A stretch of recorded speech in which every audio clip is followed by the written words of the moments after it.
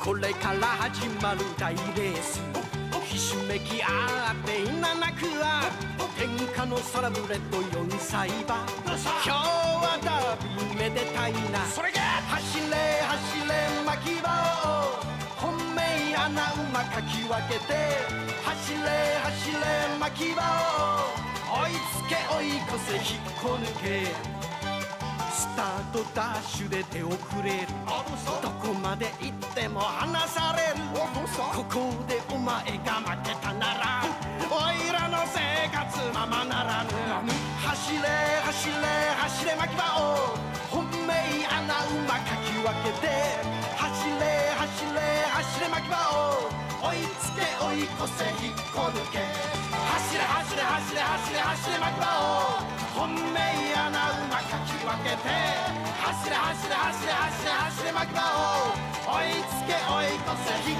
こ抜け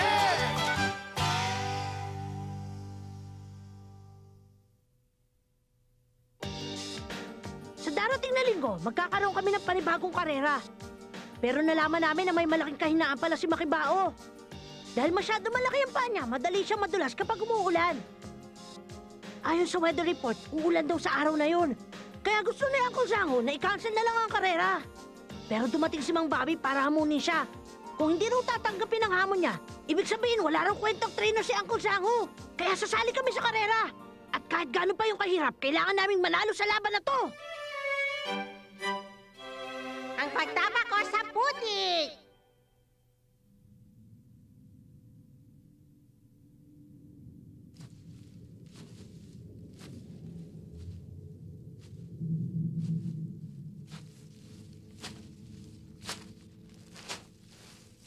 Oh, Superjet. Matagal din tayo hindi nagkita. Sandali. Bakit ang sama ng tingin mo sa akin? Nagkakamali ka. Hindi ako ang dahilan ng pagkamatay mo. Walang mali sa paraan ko ng paghihinete. Kasalanan niyo ni Zangho. Namatay ka lang dahil sa walang kaluluwang paraan niya ng pagsasalay.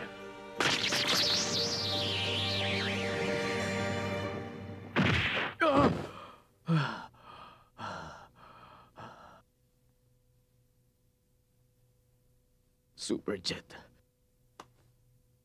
Kasalanan yung lahat ni Zangho. Alam ng Diyos na kasalanan yung lahat ni Zangho.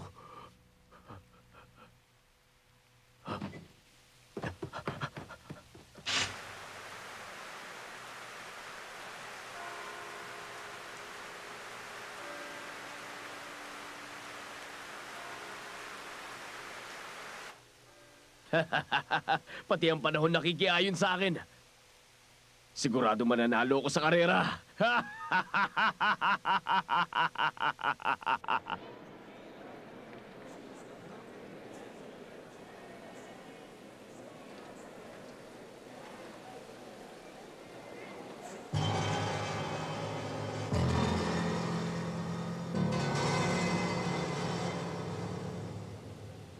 Gaya po ng inaasahan, magiging isang maulan na araw nga ngayon mga kaibigan. Malalaman natin kung sino ba ang pinakamahusay na 3 taong gulang na kabayo dito sa Hanquan 3-year-old horse race. Samantala, hingin naman natin ang opinyon ni Mr. Kisaki tungkol sa magaganap na karera. Mr. Kisaki, excited ang lahat para malaman kung sino ba mananalo sa laban na ito. Ano po bang masasabi nyo tungkol dito? Oo, sabik na nga ang lahat para sa paghahanap ni Mr. Zangho at ng dati niyang genetic si Bobby. Patapos ang pagkasawi ng kabayang si Superjet noong nakaraang taon lang, nagdesisyon si Bobby na iwan na lang ang training center ni Mr. Zangho. Pero hanggang ngayon, nananatili pa rin palaisipan kung sino ba talaga ang dapat sisihin sa pagkamatay ng kawawang kabayo.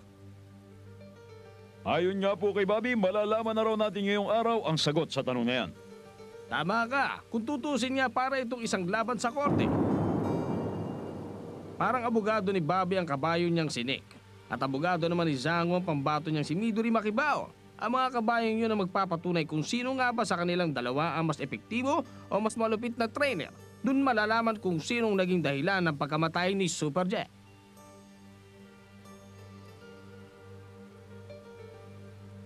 Ito na ang oras, Makibao at Boss Onald. Gawin na natin. Oo. Sige, tayo na!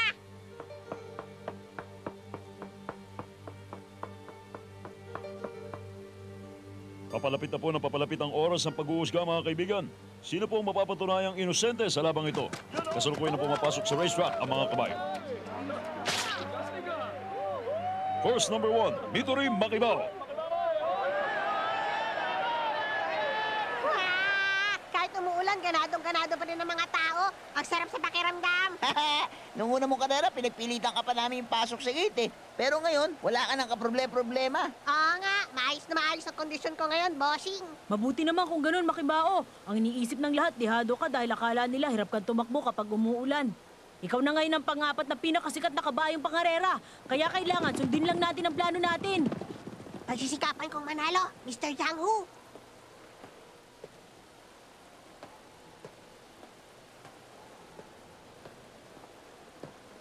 Ayos lang kaya si Makibao, Mang Islaw? Medyo may kalakasan kasi ang ulan ngayong araw. Oo, tama ka. Sa totoo lang, nung nakaraang linggo.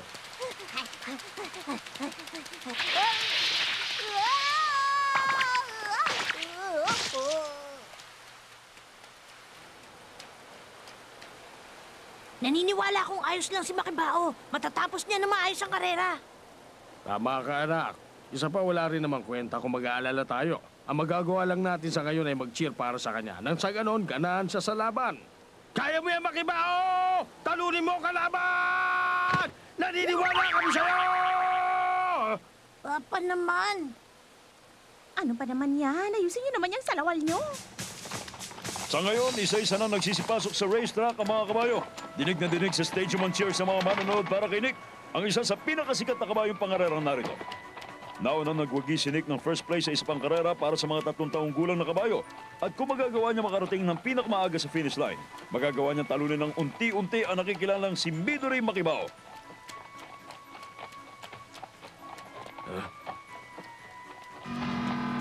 Zhang-Hu.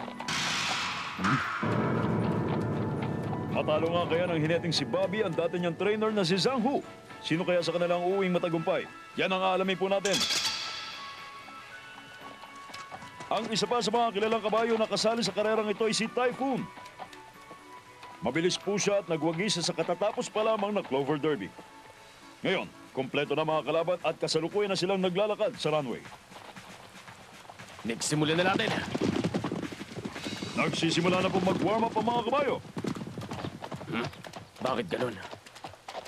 Sa nakikita po natin mga kaibigan, abala na ang lahat ng mga kabayo sa pagwa-warm up. Pero mapapansin po na daan-daan pa rin naglalakad si Midori Makibao. Bakit po kaya? Ano kaya problema? Meron kaya siyang iniindang kung ano man? Mukhang nahihirapan pa rin siya tumakbo habang umuulan. Hindi ganun, nagkakamali ka, Miss Francesca. Mataro? Huwag mong kalilimutang 1 linggong nag-training si Makibao para lang sa karerang to. Ah, oo nga pala. Isang buong linggo rin siyang maagang umalis sa kwadra para lang magsanay. At sa tuwing uuwi siya, punong-puno siya ng putik.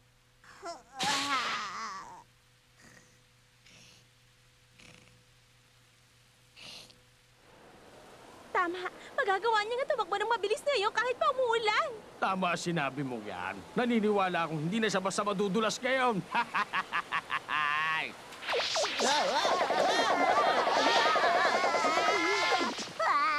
Muntik na naman akong madulas.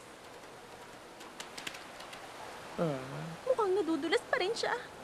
Pambihira naman. Ayos lang talaga kaya siya. Siguro. Sa wakas, tapos na po mag-warm up ang mga kalahok. Isa-isa na sila ngayon pumunta sa kanilang pwesto. Naku, pasensya ka na. Di kita napansin. Masyado ka kasi maliit eh. Pero sa totoo lang, Makibao, nagulat talaga ako na makita ka ngayon dito. Hindi ko kasi inaasahang sasali ka pa sa karerang to at kakalabanin kami. Ano naman ang ibig mo sabihin doon? Hindi ba hindi kaya makipagkarera ng bulinggit na sa ganitong klase ng panahon? Kaya bakit kailangan nyo pang magpakita ngayon kahit alam nyo hindi nyo naman kaya? Pagmamayabang lang yung ginagawa nyo eh. Hoy, nakalimutan mo na bang hinamon mo kami? Maliit na hamon lang nagpa-apekto na kayo agad. Hindi ganyan ang mga professional. Hindi talaga ako makapaniwalang pinayagan ko ni Zhang Hu na lumaban ngayon. Nangasar ka ba? Walang kasalanan si Mr. Zhang, kaya huwag mo siyang pagsasalitaan ng ganyan. Ang totoo, ako lang talaga ang nagpumilit na sumali ngayon sa karerang ito. Ako ang may gusto nito. Di ka na nga, Makibao. Sigurado matatalo ka lang kapag nagtiwala ka sa trainer mo. Huwag ka na mag-aksaya ng laway sa pagsasalita. Hindi may kukumpara ang determinasyon ng bulinggit na to sa ibang kabayo rito. Ang totoo, umaasa lang kayo sa wala. Kahit malaki ang determinasyon nyo, wala yang kwenta. Ha? Tumingin kayo sa langit. Hindi nyo ba nakikita na masama ang panahon ngayon? Kahit anong pagpupumilit ang gawin nyo, hindi nyo kakayaning manalo sa ganitong klase ng lagay ng panahon. Ano sinabi mo? Gusto na may kapal na ako manalo. Kalooban na nasa taas na ako magwagi ngayon sa karera. Dahil alam niya kung sino ba talaga may kasalanan sa pagkamatay ni Superjet. Malalaman na ngayon ng lahat ang salarin sa pagkawala niya. Kahit pa sabihin mong ikaw ang mas kinakampihan ng kapalaran, hindi pa rin kami makakapayag na basta na lang kami matalo sa lamang ito. May iba pang dahilan kung bakit ako lumalaban ngayon. At isa pa, gagawin ko to para kay Mr. Zhang Hu. Mabuti naman kung gano'n.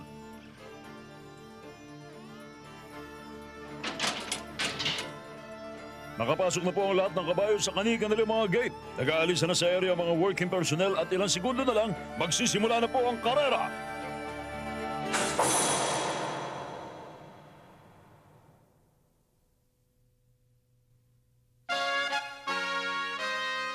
Ha! Excuse me, para sa inyo mga hindi masyadong pamilyar sa karera ng mga kabayo, naglagay kami ng maiksing question and answer portion. Teacher, expert daw si Nick sa pagtakbo habang umuulan at sabi niya mahilig siya sa ulan. Bakit niya yung sinabi? Ayun ba? Sa totoo lang, si Nick lang ang nakakaalam kung bakit niya sinabi yun. Nye! Pero sensitibong hayop kasi ang mga kabayo. Kung ano man ang panahon at ang kondisyon sa racetrack, malaki ang epekto nun sa karera. Kadalasan kasi, kapag maganda ang lagay ng panahon, mas maayos na nakakatakbo ang mga kabayo at natatapos nila ang karera na may magandang resulta. Pero may tatlong tawag sa kondisyon sa racetrack. Una ay ang heavy, pangalawa naman ay ang heavier, at ang pangatlo naman ay tinatawag na heaviest. Ibig sabihin ng heaviest, masama talaga ang kondisyon sa racetrack. Pero iba-iba ang reaksyon ng mga kabayo. May mga kabayong ayos lang kahit umuulan at merong hindi.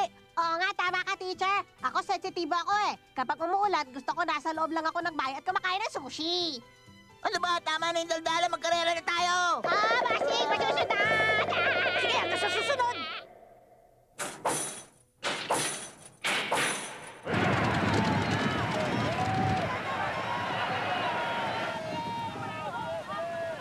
Anong nangyari? Nasaan na si Makibao? Tumatakbo kaya siya na maayos. Hindi ko siya makita mula rito. Sana man lang, mahagip man lang siya ng kamera. Nakalabas na po sa kanilang mga gate ang lahat ng mga kalahok, mga kaibigan. Sino kaya ang mangunguna sa karera? Ayun, nangunguna pala sa pila ang horse number 8 na si Typhoon. Sinusundan naman siya ni Cabioni. At pangatlo naman si Super Yoyo. Mapapansin natin iniiwasan na lang tumakbo sa inner lane. Bakit ganon, Mr. Kisaki? Tama yung ginagawa nila. Ganito kasi yan. Kapag maganda ang lagay ng panahon, mas maganda rin patakbuhin ang kabayo sa inner lane. Pero sa ngayon, walang mga damo sa inner lane at puno ito ng putik. Kaya naman, hindi maganda kung sa inner lane patatakbuhin ang kabayo. So, ang ibig niyo sabihin, kung gusto nilang manalo sa ganitong klase ng lagay ng panahon, mas makakabuti kung sa outer lane sila tumakbo. Pero tingnan niyo mga kaibigan, merong isang kabayo na tumatakbo sa inner lane. Kasalukuyan sa nag-iipon ng mga makapal na putik.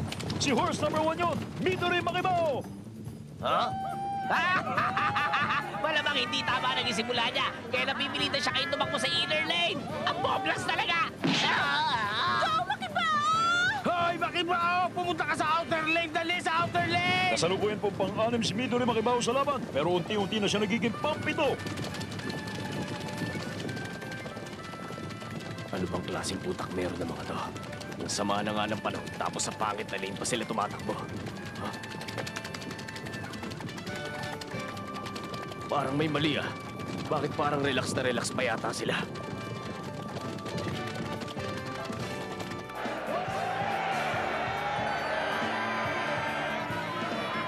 Go, Makibao! Go! Go! Go! Punong-puno na ng putik si Makibao. Bakit ba kasi hindi pa siya lumilipat sa outer lane? Bakit ganon? Ano ba talaga nangyayari? Ha?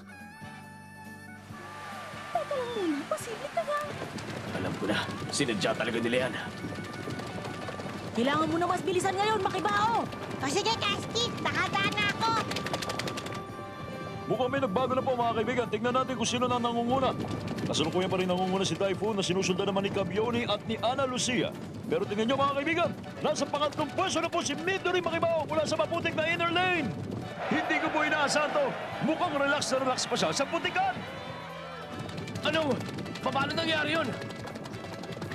Oh, ano masasabi mo ngayon, Bobby? Hindi mo inaasahan to, no? Kumusta ka naman dyan, Makibao, ha? Ayos ka lang ba, ha? Oo, ayos lang ako. Mabuti na lang, nag-special training ako. Okay, mabuti yan. Mr. Zango, gusto niyo tumakbo kami sa maputik na kalsadang yan? Gano'n na nga. Dahil malaki ang paa ni Makibao, madali siya madudulas kapag tumapak siya sa damo habang umuulan. Hindi gaya nung kapag sa putik siya tumapak, mas didikit ang paa niya sa lupa. Dahil doon, may iwasan ang pagdulas niya. Maliwanag? Aba, oo, ganun pala yun. Mas naiintindihan ko na ngayon. Wala na tayong oras para magdaldalan. Simulan niyo na ang pagsasanay ng pagtakbo sa putikan. Ngayon na! Oo, opo, Mr. Zhang-Hu. Ha? Nakuha ko na! Kung ganun pala, isang buong linggong nagsanay si Makibao na tumakbo sa maputing na lupa para maiwasan ang pagkakadulas niya kapag umuulan. Oo. Ganun pala, naiintindihan ko na. Ayos yan! Kung ganun, malito naman pala ako. Kaya mo yan! Papasok na po ngayon si Makibao sa third curve lane at kasalukuyan nakikipagsabay sa mga nangungunang kabayo. Ganun pala. Kung ganun sinanay pala siya ni Zango na tumakbo sa lupang puno ng putik. Ang dami talaga naiisip na kalokohan ni Zango. Samantala, hindi pa rin nagbabago ang pwesto ng horse number 6 na si Nick. Kasalukuyan siya nasa pampitong pwesto. Magawa niya kaya makahabol kay Midori Makibao? Kahit ganun, madalian pa rin na naging training niya. Papasok na po ang mga kabayo sa fourth curve lane. Lalong bumibilis ang takbo ng mga nangungunang kalahok. Hindi pa rin nagbabago ang pwesto ni Ana Lucia. At si Typhoon pa rin na nangunguna sa kanilang lahat. Pero mabilis namang humahabol si Midori Makibao. Bakit ganun? Mabilis na umahabol si Nick. Mukhang hindi maganda to. Ang bilis niya. Tignan niyo mga kaibigan! Meron pa rin bagong umahabol! Ang number 6 na si Nick! Napakabilis po ng takbo niya! Hindi malabo mahabol niya si Midori Makibao! Sige, bilisan din natin ang taboy. Pakita natin ang resulta ng pagsasanay. Sige, heto na! Aba, mas binilisan din ni Midori Makibao! Naka-overtake na siya sa kabayong nasa unahan niya. Pero si Nick, naunahan niya rin ang dalawang nasa unahan niya. Ibang klase mga kaibigan!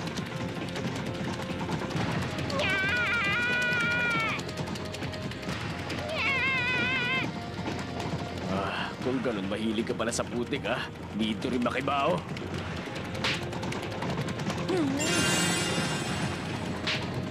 Pinipilit na natin si Bobby na mas bilis ang paninig. Kakaiba ang bilis na pinapakita niya mga kaibigan. Ayan! Ayan po! Naunahan na niya ngayon si Midori Makibao at sila na nangunguna sa karera. Mukhang naunahan na nga tayo ni Bobby at ni Nick. Tama ang hinala ko. Hindi nga madali ang labang to. Oo, Kaski, tama ka. Pampihira ang bilis na pinapakita ni Nick. Kahanga-hanga talaga. Dahil masyado ko mahilig sa putik, pues maligo ka ngayon sa putik. Heto ko sa'yo!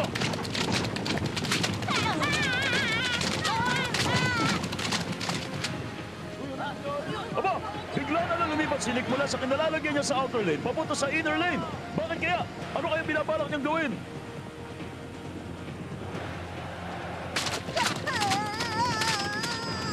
Alam mo ba, kanina ko pa pinagmamasdan ng pagtakbo mo, Makibao. At alam mo kung ano natuklasan ko? Sa putik mo lang kahit tumakbo! Kaya kapag hinarang ko sa harapan mo si Nick, kahit ano pang pilit ang gawin mo, hindi mo magagawa mag-overtake, sabi ni Nick! Teka, bakit ganon? Bigla na lang lumipat si Nick sa inner lane. Akala ko ba kayang-kaya niya kahit umuulan? Sa tingin ko natuklasan na ni Bobby na sa putik lang kayang tumakbo ni Makibao. Para makapag-overtake siya, kailangan lumipat si Makibao sa outer lane pero delikado yun. Sinadya ni Bobby na iharang si Nick dahil alam niyang hindi makaka-overtake si Makibao. Dahil madudulas siya. Oo nga! Ano na yan, Makibao?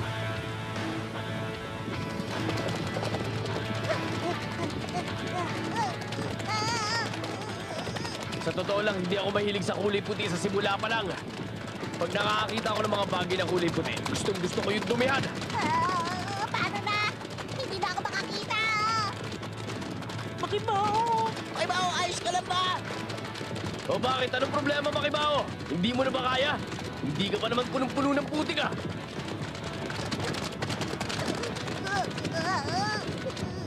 Tignan nyo, unti-unti nang nauunahan si Makibao ni Ana Lucia. Pangatlo na lang ang pwesto ngayon ni Midori Makibao. Akala ko ba mahilig ka sa putik? Pwes kung ayaw mo mapuno ng putik ang katawan mo, hindi ka dapat lumaban pag umuulan!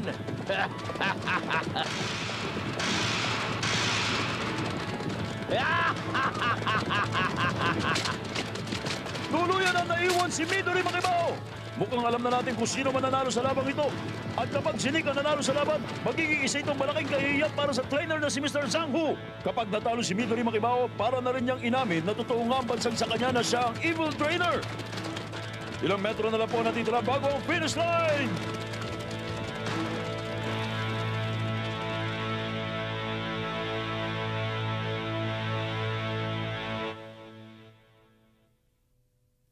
馬並みなのねあなたとっても馬並みなのね私は鳥太いというのなら見せてやろうか肝っ玉硬い硬いと言われてる親父移りの石頭汚れちまった地球の上じゃ血も名誉もないけれど上辺だらけの世の中だから本当の俺を見せてやるきっとお前はこう言うだろう馬並みなのね